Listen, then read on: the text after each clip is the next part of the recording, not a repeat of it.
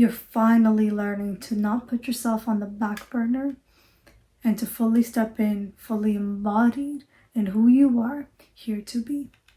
Welcome to the Goddess Temple. My name is Chris, and for today's message, what I have coming through is this understanding of who you are authentically here to be.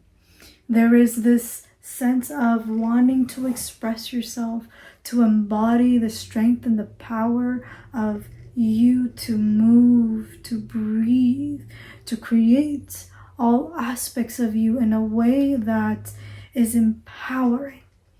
And this power that you are coming in with, that you're finding, it's coming from within you.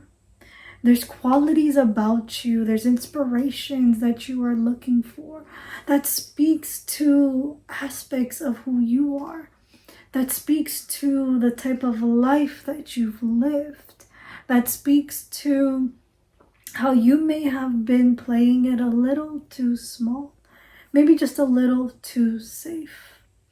And because you did, some people just may have not taken the time and the effort to get to know you, to hear your end of the story, to hear what you see in this world, what you dream about, and what you want to create. Maybe there's a part of you that just hasn't been expressed, hasn't been told. And so what if there isn't a story out there waiting for you? But what if that story is coming from within? What if that story about you is a story that you tell by living your life, by being exactly who you are, fully expressed, fully embodied, fully alive? This momentum, this pulse, this flow of who you are just comes online. Your ability to surrender and to move with life, to allow for her to take you through it, to allow for yourself to be taken on a journey that you may not be able to define, explain, or even justify to others, but it's just something that is for you. It's a journey that is purely for you. And yes, you do have lovers or a lover. Yes, you do have family. Yes, you do have friends. Yes, you do have co-workers. Yes, you are an active participant, a member of society. But you living your life, choosing what you are here to choose, expressing who you are, authentically who you are, it doesn't take away the role that you play in other people's lives, but it adds more substance to it. Why? Because there's more life put into you. And it's not life that is put in from other people, but it's life that is put in from you. You're the one that is breathing life into you, breathing life into your soul, to reactivating yourself, to coming back online, to being rooted and situated in who you are. The truth of you is here to fully be lived and expressed. The truth of you is here right now, right in front of you. It's the very same quality, the very same person, the very same eyes that are looking back at you in that mirror every morning. It's the very same person. For you to see aspects of your life, for you to even taste your own power, your own strength, your own potential. For you to not wait for someone to discover you, but for you to still be expressed in your own truth, in your own knowingness, because this is who you are. There's that power that is right here, present, available. There's so much that's happening in this world, and there's we're currently moving through this place of the feminine reawakening. The thing is, the feminine reawakening is actually a very interesting journey, because it's a journey that is lived through full expression and full embodiment that goes from within. You have to go within through your own depths, through your own illusions, through your own stories. Because even illusion herself is a female, is feminine, is soft. She is creative, she's playful, she's elusive. So even that's feminine. And for you to even go down within yourself, you're moving through all of these playful layers. These layers that have been created either from you and whatever other force that co-created this with you, created these qualities about you so you can continue to play, move, and continue to move through life. You're in this very moment watching this video not because you want to be told that, step out of the matrix or none of that, but it's asking you to come back to living your life, for you to choosing who you are, for you to taking qualities and to amplify the qualities that you want, to strengthen the qualities that are actually a bit weak, not to push them away and burn them or put them under a rug or lock them in a box. No more locking any of these little parts of you that you don't like. No. Here, right here in this temple, you're here to live them. You're here to experience them. You're here to build on these qualities. The thing is, I'm saying qualities is because you're here to define what that is. It's not about what society and your family and your friends say about who you are or about these qualities about you. Screw that. Put that away. You're learning about your own power. You're learning about your own qualities. You're learning to improve on them because you want to. Because it's not enough for you to shame qualities about you anymore. It's about time that you step in, that you own who you are, and you fully begin to live your own authentic and fully expressed self. You're also learning that there's qualities about you, there's stories that are playing out that people just don't like, right? People just thought that you were being truthful, that you were always so kind, and they might even get startled when you're, speaking up and being loud, being present. And you're wondering, wait, why are they so offended by this? I am quiet all the time. For the first time, if anything, I'm speaking up. Why are they so startled by this? And the thing is, they've been much more outspoken and they don't see it. But they judge you for being outspoken. Now, I'm not saying where you should or shouldn't continue to be in that space, in that environment. I'm asking you to take a look at this little place where you're understanding that, you know what, maybe it's time that I do start showing my authentic self. Maybe that's the invitation here. Maybe that's the direction. I get how this can be a little bit pushy, of course. Do it with discernment. Do it in a way that makes sense for you. But it's okay that you live in a world that people disagree with you. That's kind of one of the hardest lessons to learn, I'd say. That's for me. That's my own personal opinion. But people just might not like you for whatever reason, or might not like certain parts of you. If that's the case, then what stops you from putting out these qualities of you that you like, that you know is truthful and authentic, and you know that you're coming from a pure place? Are you okay to be misunderstood even though you're coming from a pure place? That your intentions weren't negative but positive, and that, you know what, it's not going to be received well? Are you still going to show up? And are you still going to be balanced and situated within yourself?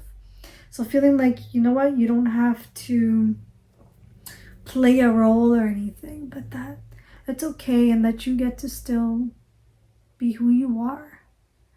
Are you okay with that? For you to truthfully listen to this quality about you, to just listen, to just be. And if you're okay with who you are, bring that forward.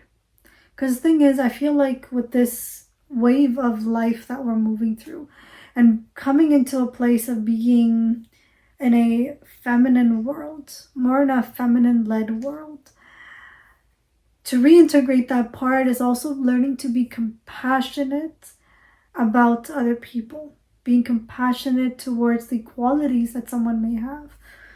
Negative, positive is aside. It's not about also if it's triggering you or not, but these are qualities. And so a woman, a mother, has the capacity to nurture and see beyond what is there, to see beyond the layers that are being expressed, to know that there might be a situation that is triggering the person to act a certain way, right? To see the best in people. And so this time that we're in is allowing for that to come out, for you to still play with your poor qualities, to have a space to take responsibility, to have a space to practice it, to build, acquire new skills, new talents, maybe not talents, but new skills on how to move through it. You're also an adult, so you're taking that responsibility. You're learning what that means. And just because you're expressing yourself authentically, it does not mean it gives you permission to put down someone. Now, can you gauge on every little part and why and how someone can feel small? No. But there is still a way to approach a situation with a little bit of diplomacy. And it's that creativity that's going to start coming forward. And also another important quality that's coming out is that you're approaching your life, you're implementing these truthful aspects of you, your fully expressed self, in a way that's balancing for you. Because that's the focus, is that it brings you balance, because you cannot pretend to be someone other than you. That's what gives you the dis-ease, the discomfort, the ailments, the mental dysfunctions, the unclear life, right? Is when you're not fully being yourself. And so you're learning how to live your life where it brings you balance, where you are balanced, where you're not feeling so stressed and you're not having accumulated ailments, disease, toxic buildups, whether it be physical or external, whichever the way that life wants to present itself. It's listening to these little cues and gauging a healthy you based off of the way your body is responding. And when you are harming someone, or you're vocalizing something to someone, and it's to a certain degree, you will be displeased in some way.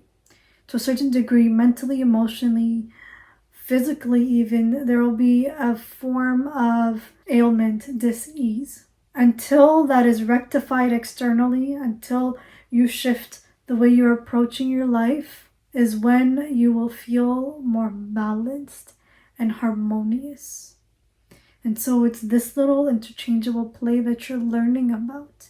This is what it means to live your life. is to learn about yourself, to learn about life. You cannot avoid life altogether. You cannot bypass it. I know these are words that you hear so many times, but you cannot. You have to live your life. It's important for you to live your life. It speaks to who you are. It speaks to your own power, your own strength, your own you. So learning to breathe, to move, to create parts of you in a way that you have not done so before. For you to express yourself, yes, it's uncomfortable. But you know what? Even that, it shows you possibilities of the strength and the qualities that you could have. It's more expansive.